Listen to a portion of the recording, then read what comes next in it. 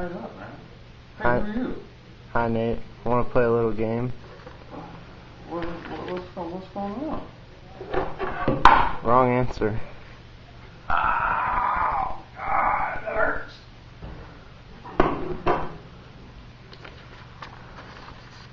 Now it's time to play my game. What do you mean? What do I have to do? You have to answer these 20 questions about reading strategies. Hope you studied, Nate. Huh? Nate, tell me what you know about activating background knowledge. Well, I know you have to think about what you know on a topic that you're learning about, and activating background knowledge really helps prepare your brain. It allows you to take the new information and add it to the old information which helps you become smarter. Good, Nate. Next, tell me about setting a purpose or a goal for reading. I think that's where you decide what you want from the book and then decide how you're actually going to learn in the book. Correct, Nate. Now tell me what you know about answering questions before, after, and during reading. Well, I don't think I know a whole lot, but I know that before you read, you should ask questions, and during reading, you should make up questions, and then after reading, you should answer the questions that you asked earlier so you can monitor your comprehension. Correct answer. Now. Hey, I don't know. I have a hard time with comprehension, man. What's your problem? I don't know why you're doing this. That's not what I was asking you. Ow! I'm bleeding now. We'll get to that soon enough. So tell me what you know about making and predicting before, during, and after reading.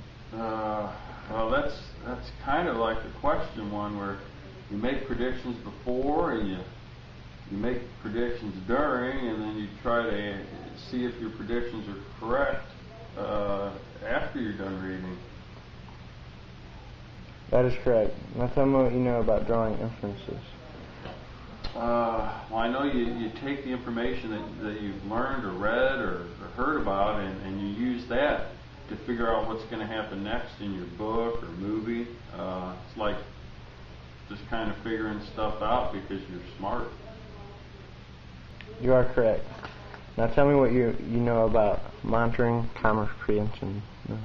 Well, for me, it's monitoring comprehension is about reading something and understanding it, and not being confused all the time.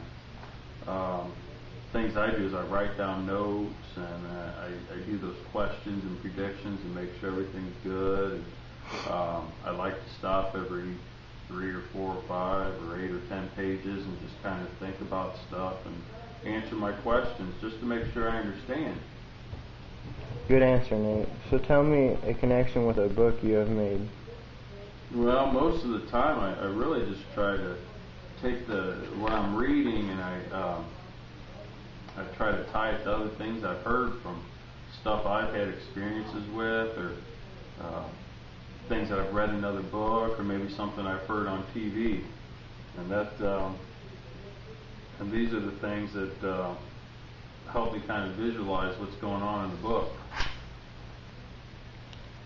Now, if you know so much, answer this question. How do you adjust your reading rate according to the text?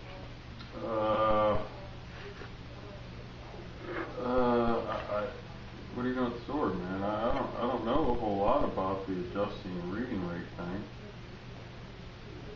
Wrong answer.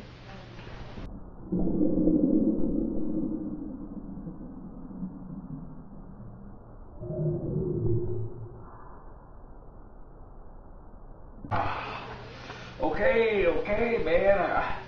I guess you're just supposed to adjust your speed and your tone of voice and how loud you are, and you just adjust that to what's going on in the story. So if it's like a scary part, then you read faster, and if it's a sad part, you read slower. That will do. Tell me how to use context clues or chunking a word to understand it. Well, luckily that's one that I really know. Then tell me now. Well, with context clues, you try to use the words around the word you don't know to figure it out. And with chunking, you take the words you don't know and you try to find the parts of the word that you do know and the sounds that they make, and then you try to find the part of the word that confuses you and try different sounds, and then you put it all together to figure out what that unknown word is. You really did know it. Last and final question. How do you build fluency by chunking words? Ooh, man, I believe that to help build fluency, you need to practice reading every day. A good way to do that is to chunk the words and sentences. I usually like to take 2 to 8 words and read them together, and then take a small pause or a breath and continue to reading on. That's going to help you build fluency. Because I can do that, I start to read like I'm telling friends stories. That is my fluency. Your brain, we speak in chunks and we hear in chunks, and we organize information in chunks. So when I read in chunks, that helps my brain with fluency and comprehension. Good job, but I don't like you. What do you mean? What are you going to do, man? I answered all your questions.